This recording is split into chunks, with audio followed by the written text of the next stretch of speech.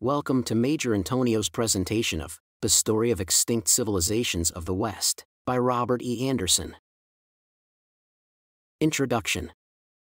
Throughout all the periods of European history, ancient or modern, no age has been more remarkable for events of first-rate importance than the latter half of the 15th century. The rise of the new learning, the discovery of the world and of man, the displacement of many outworn beliefs, these with other factors produced an awakening that startled kings and nations.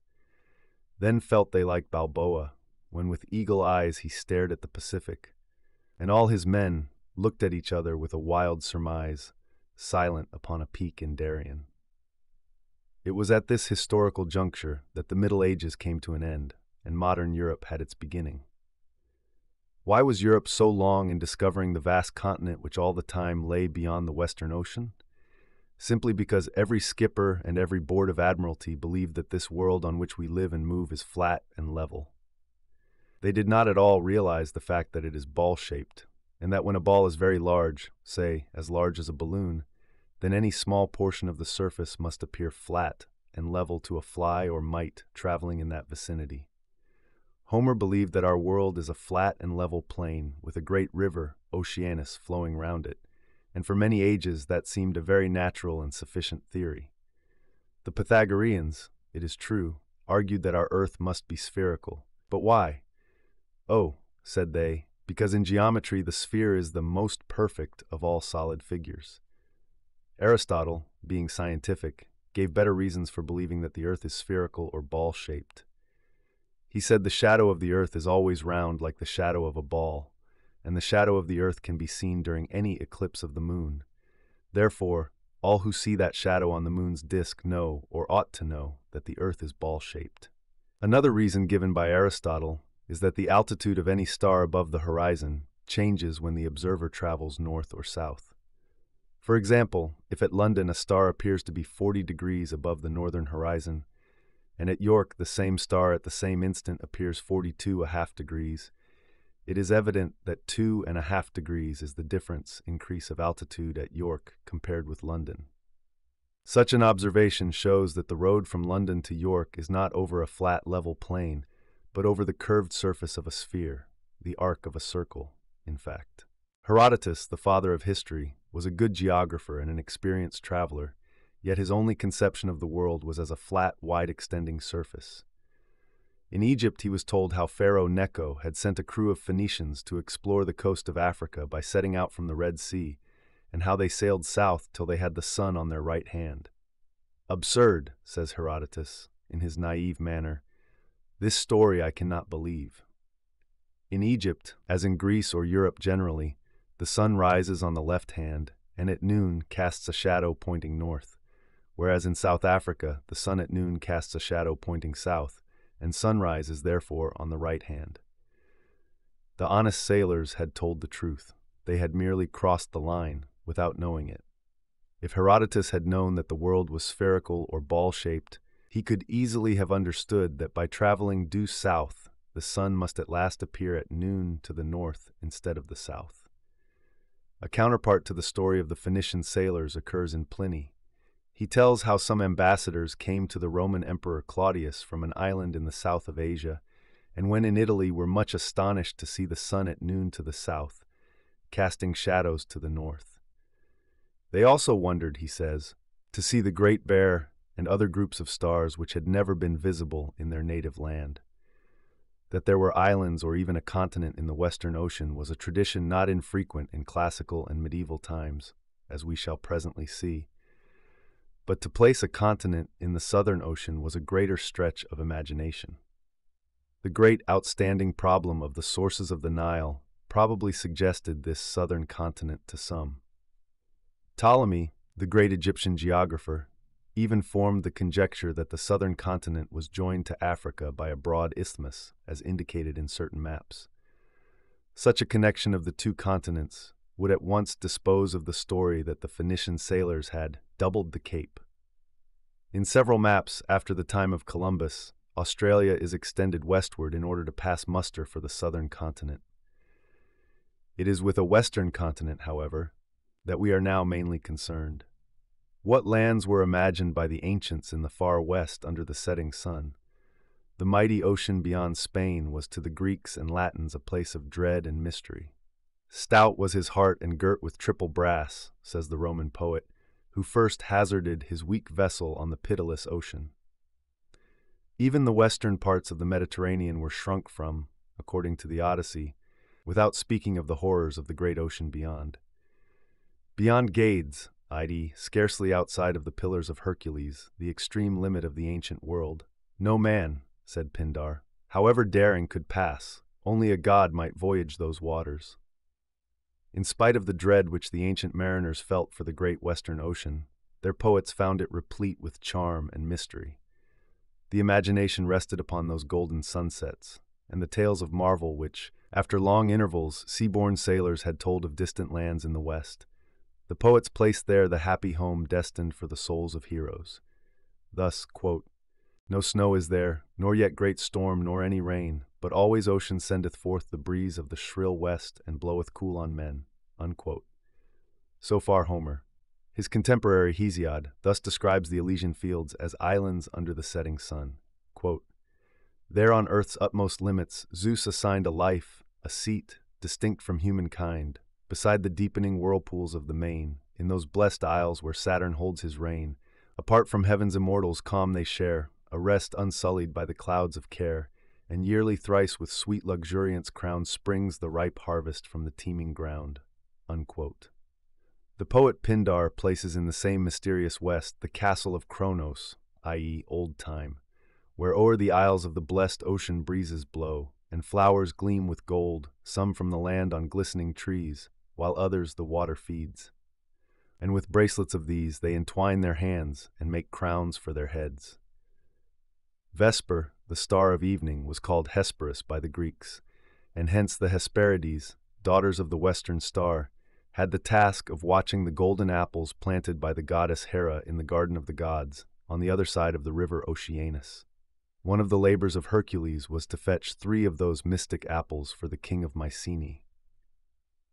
The poet Euripides thus refers to the gardens of the west when the chorus wished to fly over the Adriatic wave, quote, "or to the famed Hesperian plains, whose rich trees bloom with gold, to join the grief-attuned strains my winged progress hold, beyond whose shores no passage gave the ruler of the purple wave." Unquote. Of all the lands imagined to lie in the Western Ocean by the Greeks, the most important was Atlantis. Some have thought it may possibly have been a prehistoric discovery of America. In any case, it has exercised the ingenuity of a good many modern scientists. The tale of Atlantis we owe to Plato himself, who perhaps learned it in Egypt, just as Herodotus picked up there the account of the circumnavigation of Africa by the Phoenician mariners. "When Solon was in Egypt," says Plato, "he had talk with an aged priest of Sais who said, 'You Greeks are all children. You know but of one deluge, whereas there have been many destructions of mankind, both by flood and fire. In the distant Western Ocean lay a continent larger than Libya and Asia together. In this Atlantis there had grown up a mighty state whose kings were descended from Poseidon and had extended their sway over many islands and over a portion of the great continent. Even Libya up to the gates of Egypt and Europe as far as Tyrrhenia submitted to their sway. Afterward came a day and night of great floods and earthquakes. Atlantis disappeared, swallowed by the waves. Geologists and geographers have seriously tried to find evidence of Atlantis having existed in the Atlantic, whether as a portion of the American continent or as a huge island in the ocean, which could have served as a stepping stone between the Western world and the Eastern. From a series of deep-sea soundings ordered by the British, American, and German governments, it is now very well known that in the middle of the Atlantic basin there is a ridge running north and south whose depth is less than 1,000 fathoms, while the valleys east and west of it average 3,000 fathoms. At the Azores, the North Atlantic ridge becomes broader. The theory is that a part of the ridge plateau was the Atlantis of Plato that disappeared swallowed by the waves. Buffon, the naturalist, with reference to fauna and flora, dated the separation of the New and Old World from the catastrophe of Atlantis. And Sir Charles Lyell confessed a temptation to accept the theory of an Atlantis island in the northern Atlantic. The following account from an historian of the 4th century BC is another possible reference to a portion of America from a translation delivered in English, 1576. Quote, Silenus told Midas that without this world there is a continent or parcel of dry land, which in greatness, as he reported, was unmeasurable, that it nourished and maintained, by the benefit of the green meadows and pasture plots, sundry bigge and mighty beastes, that the men which inhabit the same climate exceed the stature of us twice, and yet the length of their life is not equal to ours. Unquote. The historian Plutarch in his Morals gives an account of Ogygia with an allusion to a continent, possibly America. Quote, An island, Ogygia, lies in the arms of the ocean about 5 days' sail west from Britain. The adjacent sea is termed the Saturnian, and the continent by which the Great Sea is circularly environed is distant from Ogygia about 5,000 stadia, but from the other islands not so far. One of the men paid a visit to the great island, as they called Europe. From him the narrator learned many things about the state of men after death, the conclusion being that the souls of men arrive at the moon, wherein lie the Elysian fields of Homer. Unquote. The Greek historian Diodorus Siculus has a similar account with curious details of an island which might very well have been part of a continent. Columbus believed to the last that Cuba was a continent. Quote, In the ocean, at the distance of several days' sailing to the west, there lies an island watered by several navigable rivers. Its soil is fertile, hilly, and of great beauty. There are country houses handsomely constructed with summer houses and flower beds. The hilly district is covered with dense woods and fruit trees of every kind. The inhabitants spend much time in hunting and thus procure excellent food. They have naturally a good supply of fish, their shores being washed by the ocean. In a word, this island seems a happy home for gods rather than for men. Unquote. Another Greek writer, Lucian, in one of his witty dialogues, refers to an island in the Atlantic that lies 80 days' sail westward of the Pillars of Hercules, the extreme limit of the ancient world, as has already been seen. Readers of Henry Fielding and admirers of Squire Westers will remember how in the London of the 18th century, the limits of Piccadilly westward was a tavern at Hyde Park Corner called the Hercules Pillars, on the site of the future Apsley House. Although neither Greek nor Roman navigators were likely to attempt a voyage into the ocean beyond the Straits of Gibraltar, yet a trading vessel from Carthage or Phoenicia might easily have been driven by an easterly gale into or even across the Atlantic. Some involuntary discoveries were no doubt due to this chance, and the reports brought to Europe were probably the germs of such tales as the poets invented about the fair regions of the West. In Celtic literature, moreover, Avalon was placed far under the setting sun beyond the ocean, Avalon or Glas Innis being to the bards the land of the dead, marvelous and mysterious. In English literature of the Middle Ages there is a remarkable passage relating to our present subject, which was written long before that rise of the new learning mentioned at the beginning of this chapter. It is a statement made by Roger Bacon, the greatest of Oxonian scholars of the 13th century, who long before the Renaissance did much to restore the study of science, especially in geography, chronology, and optics. In his Opus Majus, the elder Bacon wrote, quote, More than the fourth part of the earth which we inhabit is still unknown to us. It is evident, therefore, that between the extreme west and the confines of India, there must be a surface which comprises more than half the earth. Unquote. Though Roger Bacon, to use his own words, died unheard, forgotten, buried, our recent historians place his name first in the great roll of modern science. There now remains only one quotation to make from the ancients. We have been reserving it for 2 reasons. First, because it is a singularly happy anticipation of the discovery of the New World, so happy that it became a favorite stanza with the discoverer himself. This we learn from the life of the great admiral, written by his son Ferdinand. Secondly, because it adorns our title page and has been characterized as a lucky prophecy, written in the 1st century A.D. The author, Seneca, was a dramatist as well as a philosopher, the lines occurring at the end of one of his choruses, Medea 376. We may thus translate the prophetic stanza, "For at a distant date this ancient world will westward stretch its bounds, and then disclose beyond the main a vast new continent, with realms of wealth and might." Chapter 1. Pre-Columbian Discoveries of America. 1. Norse Discovery. By glancing at a map of the North Atlantic, the reader will at once see that the natural approach from Europe to the western continent was by Iceland and Greenland, especially in those early days when ocean navigation was unknown. Iceland is nearer to Greenland than to Norway, and Greenland is part of America. But in Iceland, there were Celtic settlers in the early centuries, and even King Arthur, according to the history of Geoffrey of Monmouth, sailed north to that Ultima Thule.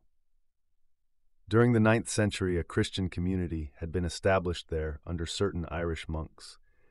This early civilization, however, was destined to become presently extinct. It was in AD 875, i.e. during the reign of Alfred the Great in England, that the Norse Earl Ingolf led a colony to Iceland. More strenuous and savage than the Christian Celts whom they found there, the latter with their preaching monks soon sailed to the south and left the Northmen masters of the island. The Norse colony under Ingolf was strongly reinforced by Norwegians who took refuge there to avoid the tyranny of their king, Harold, the fair-haired.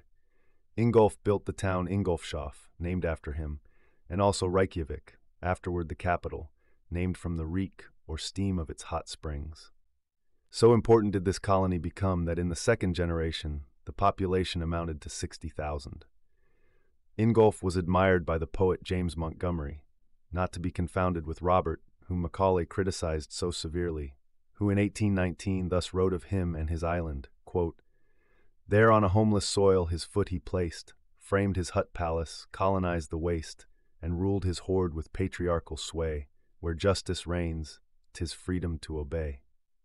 And Iceland shone for generous lore, renowned, a northern light when all was gloom around." Unquote. The next year after Ingolf had come to Iceland, Gunnbjorn, a hardy Norseman, driven in his ship westerly, sighted a strange land. About half a century later, judging by the Icelandic sagas, we learn that a wind-tossed vessel was thrown upon a coast far away which was called Mickle Ireland, Erland at Mikla. Gunnbjorn's discovery was utilized by Eric the Red, another sea rover, in AD 980, who sailed to it and after 3 years' stay, returned with a favorable account giving it the fair name Greenland. The Norse established 2 centers of population on Greenland. It is now believed that after doubling Cape Farewell, they built their first town near that head and the second farther north. The former Eystrabygd, i.e. Easterbygging, developed into a large colony, having in the 14th century 190 settlements, with a cathedral and 11 churches, and containing 2 cities and 3 or 4 monasteries. The second town, Westrabygd, i.e. Westerbygging, had grown to 90 settlements and 4 churches in the same time. The German root of that civilization, afterward extinct, as we shall see, was due to Leif the son of Red Eric, who visited Norway, the mother country, at the very close of the 10th century. He found that the king and people there had enthusiastically embraced the new religion, Christianity. Leif presently shared their fervor and decided to reject Woden, Thor, and the other gods of old Scandinavia. A priest was told off to accompany Leif back to Greenland and preach the new faith. It was thus that a Christian civilization first found footing in Arctic America. The ruins of those early Christian churches form most interesting objects in modern Greenland. Near the chief ruin is a curious circular group of large stones. The poet of Greenland, to whom we have already referred, quotes from a Danish chronicle to the effect that, in the golden age of the colony, there were 100 parishes to form the bishopric, and that the see was ruled by 17 bishops from AD 1120 to 1408. Bishop Andrew is the last mentioned, ordained in 1408 by the Archbishop of Drontheim. From the same authority we learn that according to some of the annals, the best wheat grew to perfection in the valleys, the forests were extensive, flocks and herds were numerous and very large and fat. The cloister of St. Thomas was heated by pipes from a warm spring, and attached to the cloister was a richly cultivated garden. After Leif, son of Eric, had introduced Christianity into Greenland, his next step was to extend the Norse civilization still farther within the American continent. News had reached him of a new land with a level coast, lying 9 days' sailing southwest of Greenland. Picking 35 men, Leif started for further exploration. One part of the new country was barren and rocky, therefore Leif named it Helluland, i.e. Stone Land, which appears to have been Newfoundland. Farther south, they found a sandy shore, backed by a level forest country, which Leif named Markland, i.e. Woodland, identified with Nova Scotia.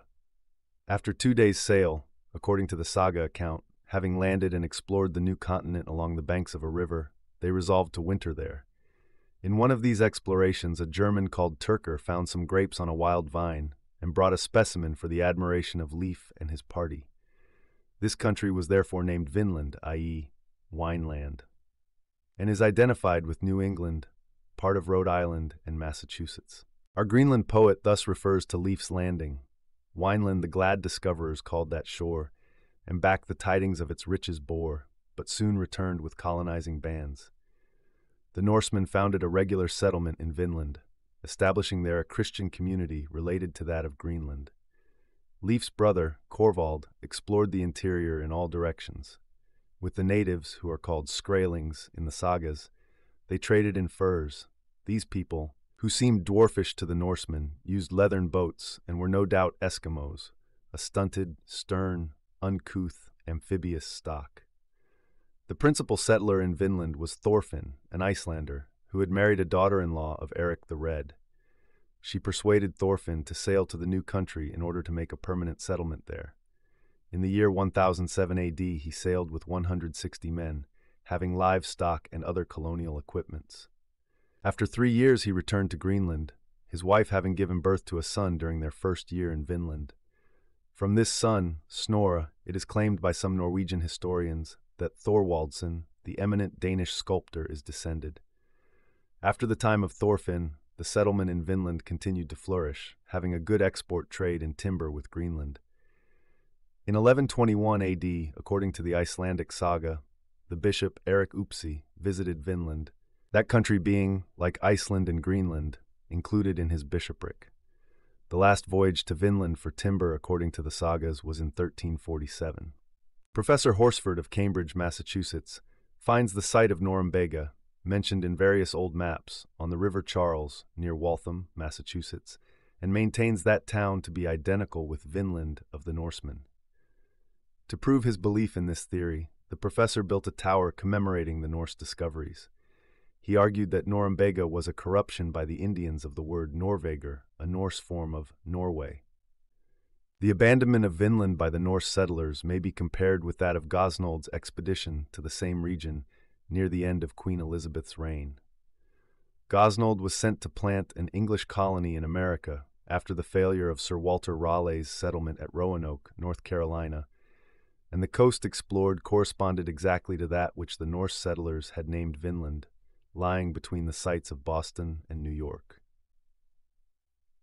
He gave the name Cape Cod to that promontory, and also named the islands Nantucket, Martha's Vineyard, and the Elizabeth Group. Selecting one of these for settling a colony, he built on it a storehouse and fort. The scheme, however, failed, owing to the threats of the natives and the scarcity of supplies, and all the colonists sailed from Massachusetts, just as the Norse settlers had done many generations previously. The expedition of Gosnold to Vinland, however, bore good fruit, from the favorable report of the new country which he made at home. The merchants of Bristol fitted out 2 ships under Martin Pring, and in the first voyage a great part of Maine, lying north of Massachusetts, was explored, and the coast south to Martha's Vineyard, where Gosnold had been. This led to profitable traffic with the natives, and 3 years later Pring made a more complete survey of Maine. Vinland was also the scene of the famous landing of the Mayflower, bringing its Puritans from England. It was in Cape Cod Bay that she was first moored. After exploring the new country, just as Leif Erikson had done so many generations previously, they chose a place on the west side of the bay and named the little settlement Plymouth, after the last English port from which they had sailed. Farther north, still in Vinland, they soon founded 2 other towns, Salem and Boston. Those 3 settlements have ever since been important centers of energy and intelligence in Massachusetts, as well as memorials of the Norse occupation of Vinland. On the occasion of a public statue being erected in Boston, Massachusetts, to the memory of Leif Erikson, a committee of the Massachusetts Historical Society formally decided thus: it is antecedently probable that the Northmen discovered America in the early part of the 11th century. Professor Daniel Wilson, in his learned work Prehistoric Man, thus gives his opinion as to the Norse colony. With all reasonable doubt as to the accuracy of details, there is the strongest probability in favor of the authenticity of the American Vinland.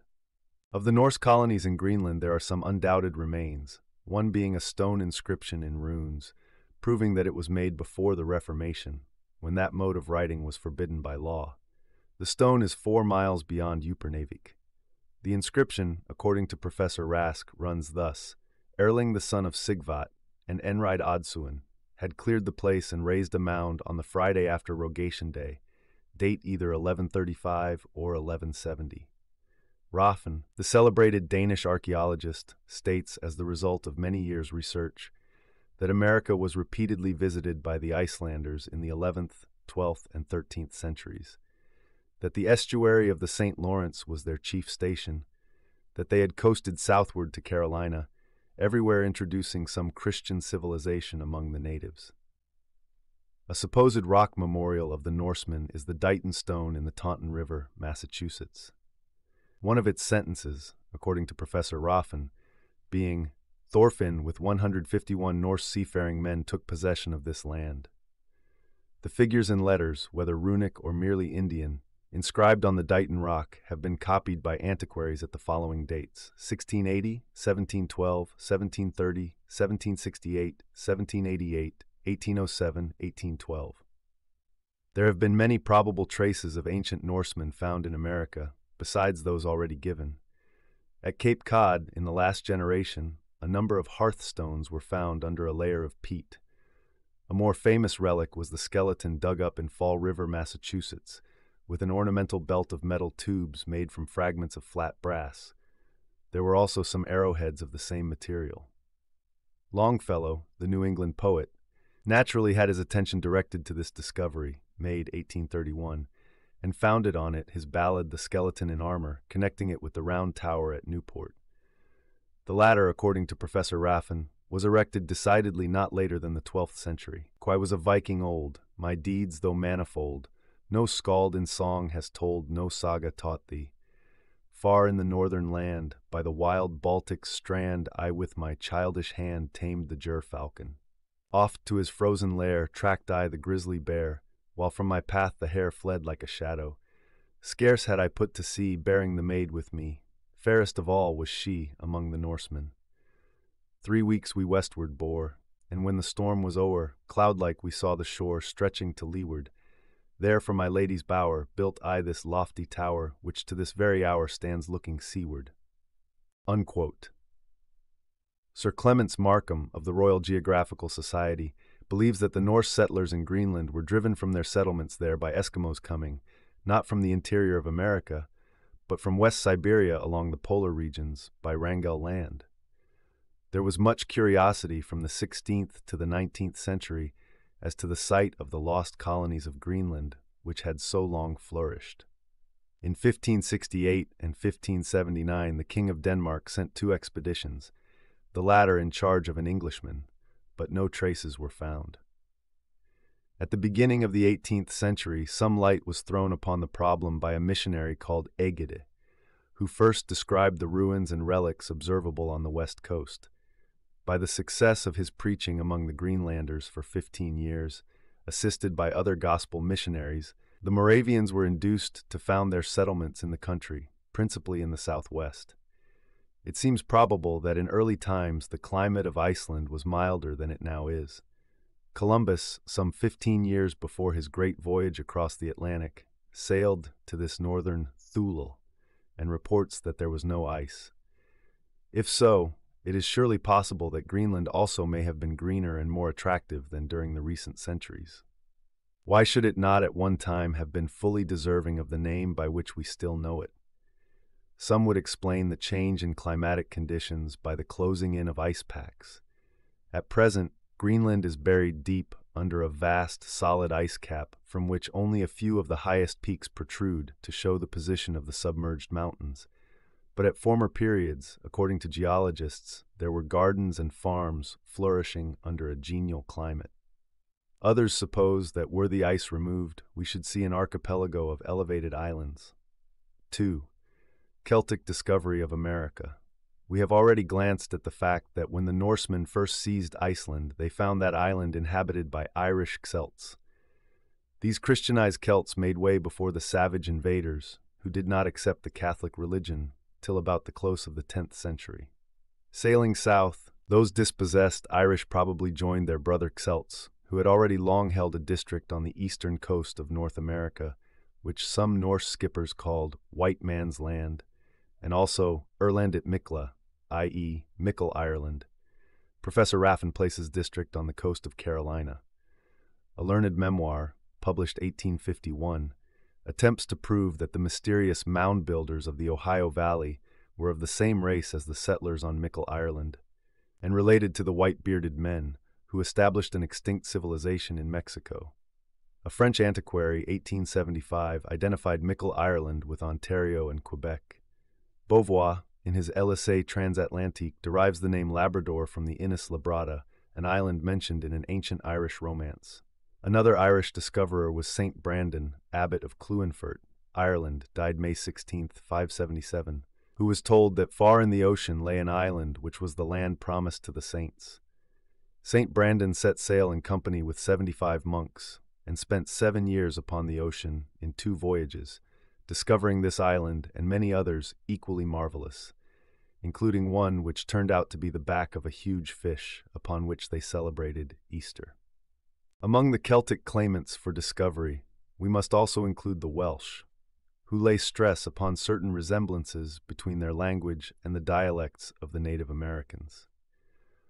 A better argument is the historical account taken from their annals about the expedition of Prince Madoc, son of a Welsh chieftain, who sailed due west in the year 1170, after the rumor of the Norse discoveries had reached Britain.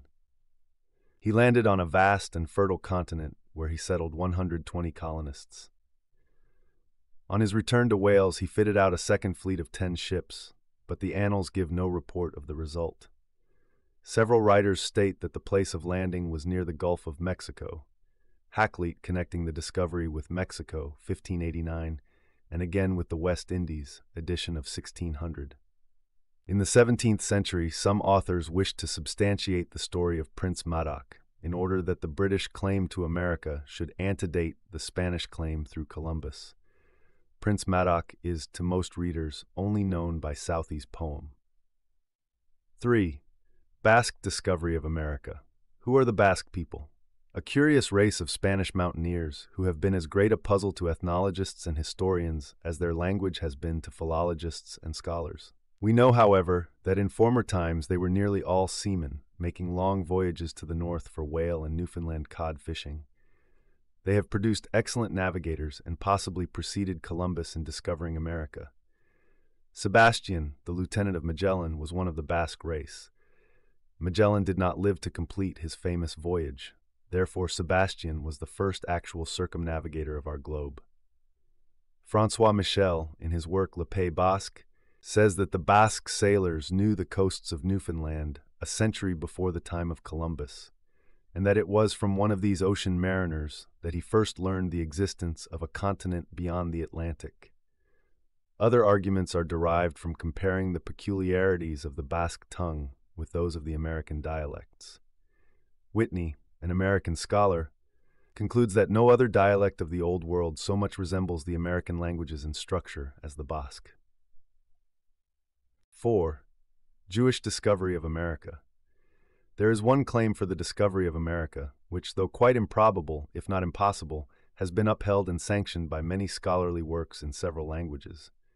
It is argued that the Red Indians represent the 10 lost tribes of the Hebrew people who had been deported to Assyria and Media.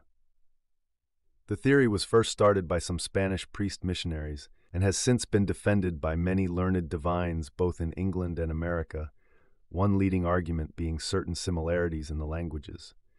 Catlin enumerates many analogies which he found among the Western Indians.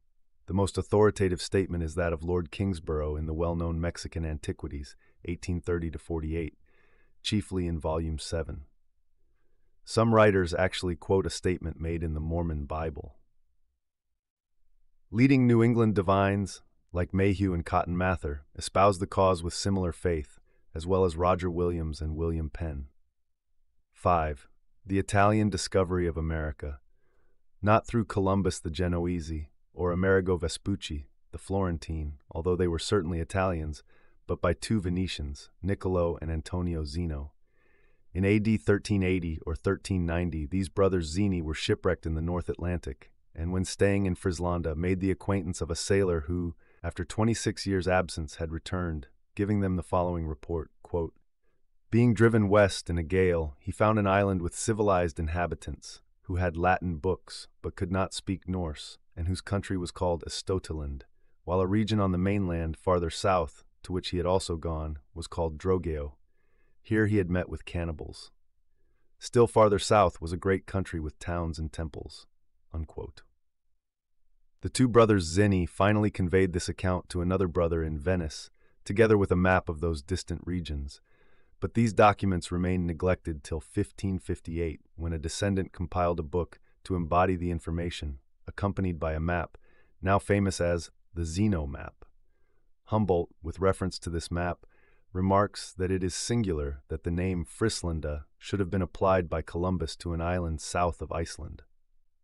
Washington Irving, in his Life of Columbus, explains the book by a desire to appeal to the national pride of Italy, since, if true, the discovery of the brothers would antedate that of Columbus by a century. Malte Brun, the distinguished geographer, distinctly accepted the Zeni narrative as true, and believed that it was by colonists from Greenland that the Latin books had reached Estotiland. Another strong advocate afterward appeared in Mr. Major, an official in the map department of the British Museum, who believed that much of the map in question represented genuine information of the 14th century, mixed with some spurious parts inserted by the younger Zeno. Nordenskjöld also accepted the chief results of this Italian discovery, and as an Arctic explorer of experience, his opinion carries weight. Mercator and Hugo Grotius were also believers in the Zeni account. This concludes today's reading of The Story of Extinct Civilizations of the West by Robert E. Anderson. Join us also the day after tomorrow for the subsequent part. Subscribe to Major Antonio's channel. Thank you for listening, and so long.